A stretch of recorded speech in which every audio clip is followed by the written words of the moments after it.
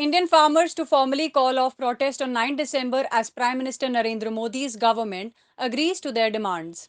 After 15 months of relentless protests, Indian farmers are calling off their agitation on 9 December 2021 as the three controversial farm laws have been repealed and the government of Prime Minister Narendra Modi has agreed to meet their demands. Finally, the farmers wanted a legal guarantee for minimum support price. This demand was met and they accepted a second draft proposal from the government that includes assurances on MSP and withdrawal of police cases against them. Thousands of farmers camping out around Delhi will be going back home. The stand down comes after a stunning series of U turns by the government. A day ago, a panel of five senior farmer leaders met in Delhi to discuss a fresh proposal offered by the government, which included assurances that the police cases against thousands of farmers in connection with the farm laws agitations and over stubble burning will be immediately suspended.